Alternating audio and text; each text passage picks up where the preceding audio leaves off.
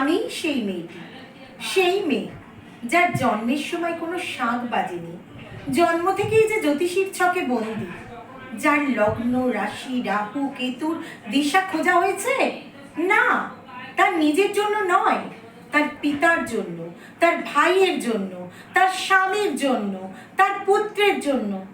কিন্তু যার গর্ভ থেকে আমার জন্ম, সেই মায়ের কথা বলেনি কেউ।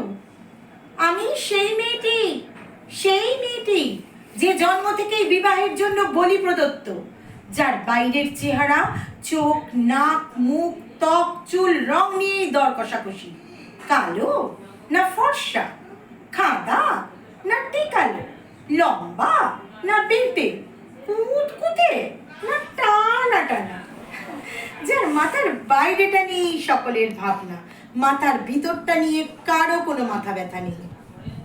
আমি সেই মেয়েটি যে ছোটবেলা থেকে শুনেছে জোরে জোরে কথা বলতে নেই, ছুটতে নেই, চেঁচাতে নেই, হাসতে নেই, এমনকি কাঁদলেও তা লুকিয়ে লুকিয়ে। আমি সেই মেয়েটি যাকে বলতে নেই খেতে পেয়েছে, ঘুম পেয়েছে, ইচ্ছে করছে না, ক্লান্ত লাগছে, আর পারছি না, আর পারছি না। আমি সেই মেয়েটি খেলার জন্য যার হাতে তুলে দেওয়া হয়েছে পুতুল, পুতুলের আদল পাবার জন্য, পুতুলের সংসার বানাবার জন্য।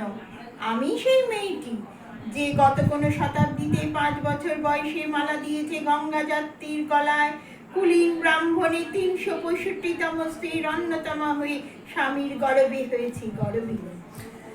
আর একাদশীর দিন অবুঝ দশমীর বালিকার তৃষ্ণায় আটক ঘরের মাটির লেহন করতে করতে প্রাণ ত্যাগ করেছি।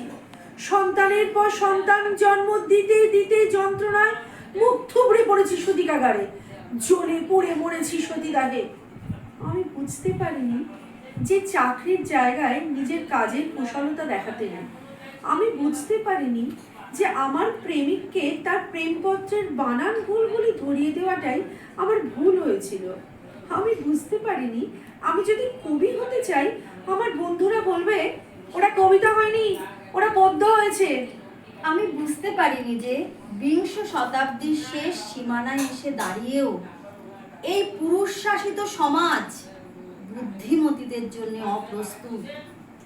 আমি সেই মেয়েটি যে দেখেছে একটি নারী কেমন করে নিছক মেয়ে ছেলে বনে যায়, চরিত্রের উল্টো দিকে হেঁটে যায় সফল স্বামীদের গিন্নিরা, শিক্ষার চেয়ে উজ্জ্বলতা পায় বেনারসি শাড়ির ফুলকি, বুদ্ধির চেয়ে দীপ্তিমান হয়ে ওঠে অন্ধকারে হীরা পান্না।